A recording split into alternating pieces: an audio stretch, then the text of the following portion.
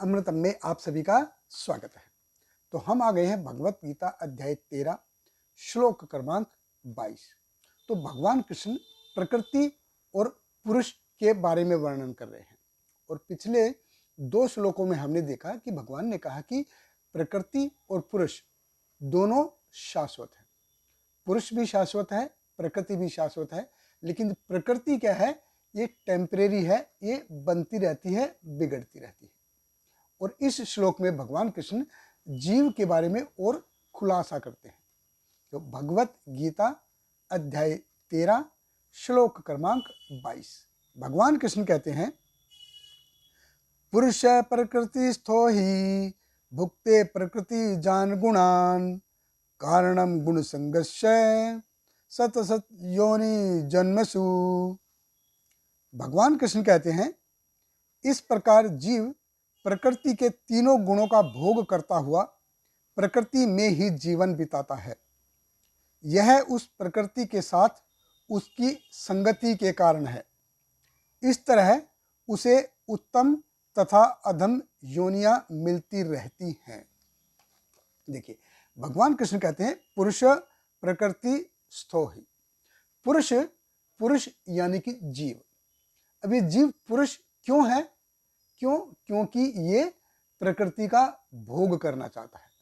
पुरुष का एक्चुअली मतलब होता है भोक्ता। तो ये जो पुरुष बन के प्रकृति का भोग करना चाहता है, असल में प्रकृति अलग है, पुरुष अलग है। जैसे पिछले श्लोक में भी हमने देखा था, पेट्रोल और पानी ये दोनों मिक्स भी नहीं होते और एक डब्बे में डाल दिए तो दोनों अलग भी नहीं होते। तो प्रॉब्लम जो है वो प्रकृति में नहीं है, प्रॉब्लम है जब जीव प्रकृति के अंडर आके, प्रकृति के संपर्क में आके शरीर धारण करता है और अपने आप को शरीर समझने लगता है। और इस शरीर से में जो आने वाले सुख हैं, दुख है, चाहे भौतिक हो या मानसिक हो, अच्छाई हो बुराई हो, उनका सामना करता है और उनको अपना लेता है। एक्चुअल में जीव जो शरीर नहीं है, हम शरीर नहीं है। श्रील प्रभुपाद जी बताते थे कि इस भौतिक जगत में, इस संसार में सबसे बड़ा अज्ञान क्या है कि हर कोई अपने को शरीर समझ लेता है। हम अपने आप को शरीर मानते हैं। देखिए, 60 साल पहले ये शरीर नहीं था, 60 साल के बाद ये शरीर नहीं रहेगा। और इसके बीच में मैं और मेरा का इतना विस्तार कर लेता हूं कि इससे बाहर निकल ही नहीं पाता। ये मैं और मेरा इस भौतिक जगत में हर जीव के साथ है, चाहे इसमें कोई भी हो। जैसे आप रात में गाड़ी चला रहे हैं और तो कुत्ता है, तो कुत्ता भी आपकी गाड़ी के पीछे पीछे भागेगा, भो भो करेगा कि इस गली में आया कैसे। कि कुत्ता अपनी गली का शेर होता है और आप बोलोगे कि हट जा सामने से, गाड़ी ऊपर चढ़ा दी तो तुम मर जाएगा।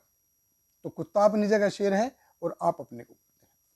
तो श्रील प्रभुपाद जी एक बार भगवान का श्रृंगार कर रहे थे, डेकोरेट कर रहे थे, तो वहाँ एक फूल में एक कीड़ा था, कैटरपिलर का कीड़ा था। तो प्रभुपाद जी ने उसको निकाल के साइड में रख दिया और थोड़ी देर में दूसरे फूल में भी एक कीड़ा था, कैटरपिलर था। तो प्रभुपाद जी ने उसको निकाला और दोनों कीड़ों को साथ में रख दिया कि दोनों साथ में खेलेंगे। लेकिन देखिए, जो बड़े वाले जो कैटरपिलर था, उसने छोटे वाले कैटरपिलर की पीठ पे जोर से काट दिया और उसकी पीठ सूज गई। देखिए, इस भौतिक जगत में ईर्ष्या से कोई भी फ्री नहीं है। ईर्ष्या और द्वेष का कंसेप्ट जो है हर एक जीव में है, हर जगह पे है। ईर्ष्या से कोई भी फ्री नहीं है।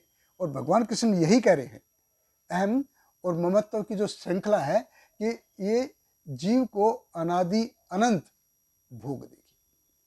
कि ऐसा नहीं है कि ये सिर्फ मनुष्य जीवन में ही ऐसा है, सारी योनियों में ये इच्छा द्वेष का संघर्ष चलता रहता है, सभी योनियों में लड़ाई होती रहती है। इसीलिए भगवान कृष्ण कहते हैं, कारणम गुण संघर्ष सत असत योनि जन्मसु। कि भौतिक गुणों के प्रभाव के कारण आपको जन्म लेते रहना पड़ेगा। कभी देवता के रूप में जन्म लेना है, कभी मनुष्य के रूप में जन्म लो, कभी पशु के रूप में, जानवर के रूप में, पक्षी के रूप में, पानी के जीव के रूप में। तो ये बार बार जीव लेना पड़ेगा। अब देवता देखिए, देवता भी हमारी तरह मनुष्य ही हैं, लेकिन उनका उम्र, उनकी पावर, उनका लाइफस्टाइल और उनका जो प्रभाव है वो हमसे कहीं ज़्यादा है, बहुत ज़्यादा है। तो देवताओं के लिए मनुष्य कैसे हैं? जैसे हमारे सामने कोई गरीब भिखारी आ जाए, अब भिखारी अमीर भी होते हैं, कोई गरीब भिखारी हमारे सामने आ जाए तो हमको कैसा लगे? हम कितना भी अपनी छाती फुला ले, लेकिन देवताओं के लिए हम तुच्छ मानव जैसे हैं। देवता मनुष्य को अपने साथ में कभी रखते नहीं। तो इस भौतिक जगत में हर कोई अपनी पोजीशन से, अपने ईगोस्टिक से, इतना अहंकार से इतना घुल गया है कि वो उससे बाहर निकल नहीं पाता। अब देखिए, सूअर है, सूअर भी ताज़ा ताज़ा विष्ठा खा के आनंद लेता है, और हम भी भोग होगा, कहीं अच्छा पकवान होगा, उसको खा के आनंद लेंगे। सूअर भी खाता है। तो और ऐसा नहीं है, और हम सब ये बन चुके हैं। ऐसा नहीं है कि हम पहली बार आसमान से टपके और मनुष्य बन गए, नहीं, हम पहले वही कुत्ता बन चुके हैं, घोड़ा बन चुके हैं, सूअर बन चुके हैं, काकरोच बन चुके, सब कुछ हम बन चुके हैं। काकरोच बने होंगे, कोई भी हमारे पीछे भी भागा होगा, और हम भी अपनी जान बचाने के लिए भाग रहे हैं। हम भी कभी चूहा बने होंगे और हम भी अपनी जान बचाने के लिए कहीं भाग रहे होंगे।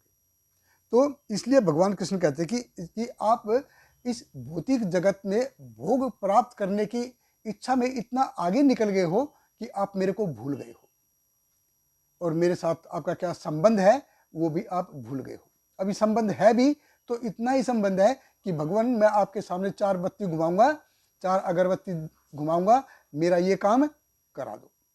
तो हम एक बिजनेस ट्रांजैक्शन के लिए जैसे भगवान के साथ अपना संबंध बना के रखते हैं। असल में ये भक्ति नहीं है।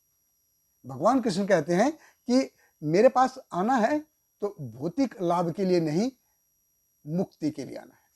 बहुत बहुत धन्यवाद। हरे कृष्णा। श्रील प्रभुपाद की जय। हरे कृष्णा कृष्ण कृष्ण हरे हरे, हरे राम राम राम हरे हरे।